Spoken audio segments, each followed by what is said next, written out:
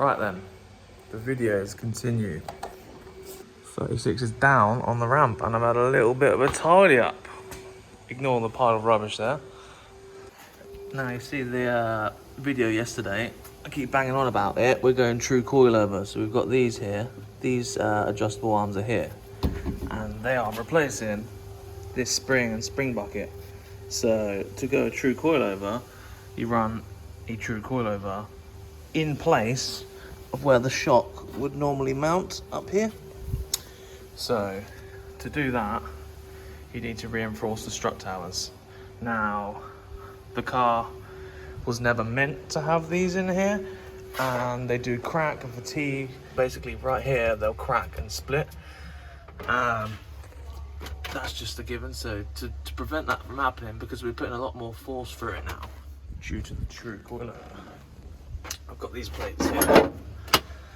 Now these are, well, pretty self-explanatory really. They go on here like so. And I've also got these ones. So they go on here like so. But as you can see, there's a bit of a gap. Now I knew that there was going to be a gap because I couldn't find anywhere online that sold like this bent piece that goes on here like that would match this. Usually they don't have this extra flange on here, not that I could find anyway. So I wanted both of them. I wanted to cover all areas. So yeah, I did message the bloke and I was like, because this was listed as a 36 compact, and I was like, mate, what's the difference? And he's like, man, there's like 2 or 3 mil gap. And I was like, yeah, fair enough. I mean, there is probably a 5 mil gap there, but I'm gonna try and put some solid steel rod in here and then just sort of glue it all together basically. Same applies to the chassis reinforcement. If you watch that, get all this as clean as possible.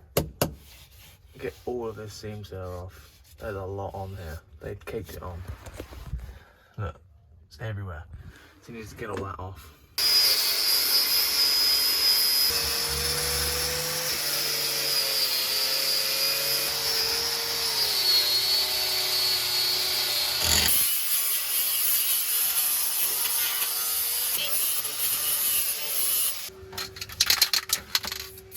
Give it some copper spray. It's also good practice to put some well-filled primer on the back side of your pieces. Yeah, but yeah, make sure you do that on the back side as well.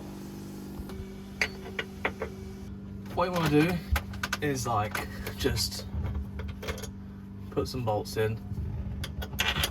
That way you know by the time you go to put your strut in, it's still going to fit. Man, this is going to be annoying to weld. I'm sure of it. Oh man, I can't see. I can't get in the boot and put my head up. Oh, my hand is in all the wrong directions.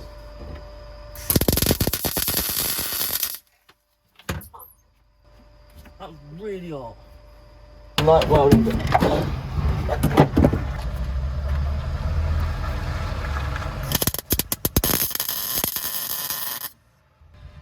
Man, there's like no access for this.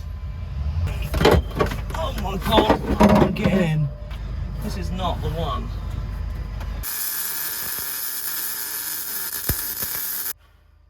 That's horrible.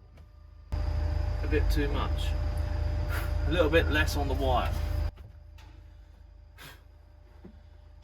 Oh, it's on fire.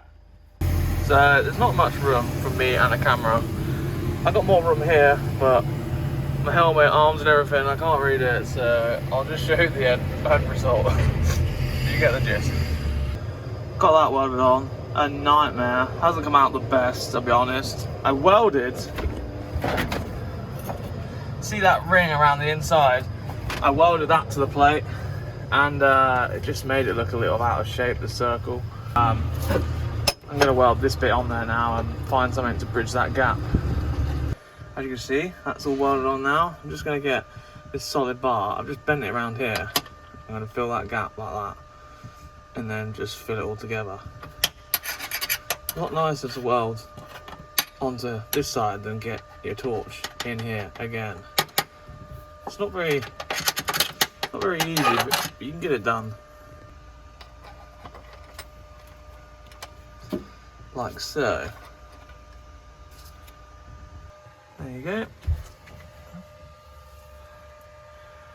Welded together, smoothed off. It doesn't look that bad in the end. You always fuck up the first one. Got this side all prepped now. The shape of the body on this side is a lot, that bulge there is a lot shorter than this side. So the plate comes down to here and it doesn't cover the bottom. I don't think it's gonna be a problem, but it just, the chassis is not symmetrical, that's what I'm trying to say. Hopefully this one comes out a little better. This is what I mean about no, like, access. You can't get,